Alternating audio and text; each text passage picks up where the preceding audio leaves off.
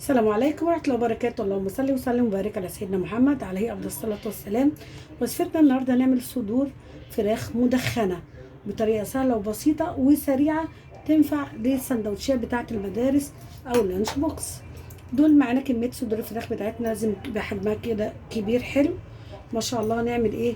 دي توابل بتاعتنا، توابل عبارة عن توم باودر، بصل باودر، بابريكا مدخنة، فلفل اسود من كل حاجة، معلقة صغيرة ملح، ودي بهارات فراخ. هنقلب التوابل بتاعتنا دي كلها كده مع بعض.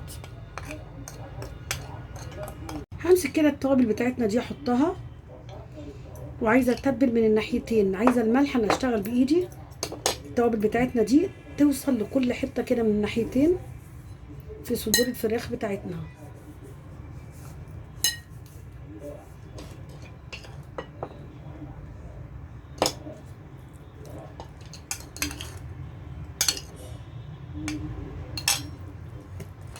كده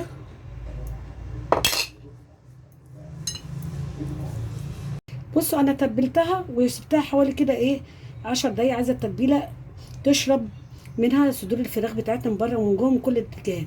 دي كده بصلايه صغيره نوضع الميه بتاعتها، احطها كده عليهم. وده يا جماعه صويا صوص هاخد برده حوالي معلقه كده. هنحط يا جماعه صوص الباربيكيو، نحط برده منه شويه كده، معلقتين ولا حاجه. وابتدي بقى ان انا هقلب كل ده تاني اللي انا عملته قبل كده، صويا صوص في الباربيكيو كده بايدي او بفرش، زي ياخد التتبيله بتاعته كده. بصوا بعد ما تبلته المفروض ان هو يتساب 3 ساعات عشان نقدر نشتغل بيه.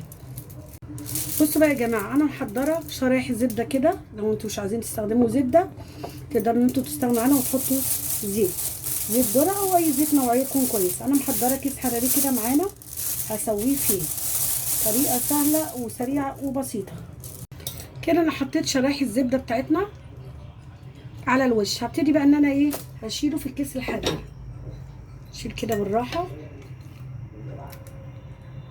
بصوا يا جماعه، انا حطيتها في الكيس الحراري وربطته كويس. هطلع بس كده، اعمل فتحات هوا كده كده.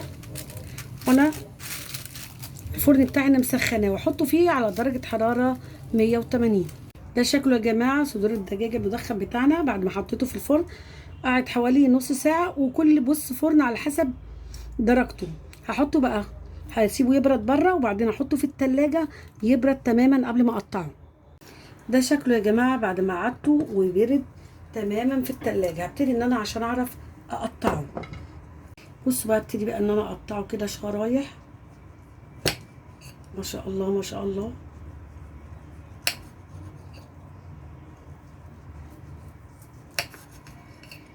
شايفين شرايح؟ بصوا يا جماعه، شايفين اللون عامل ازاي؟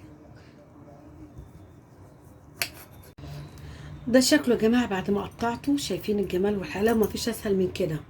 تقدروا ان انتوا تعملوه سندوتشات في لانش بوكس، وتقدروا ان انتوا تعملوا كميه وتحطوها في قالب وتحطوه في التلاجة. بصوا يا جماعه بقى جمال الساندوتش، تقدروا تعملوه ما شاء الله تحفه وطعمه بجد جميل. جربوا الطريقه دي وان شاء الله تعجبكم صدور الدجاج المدخنه بطريقه سهله وبسيطه. اتفرج على الفيديو بتاعنا ويعجبه يدعمنا بلايك واشترك في القناه ويفعل الجرس عشان يوصل لكل جديد.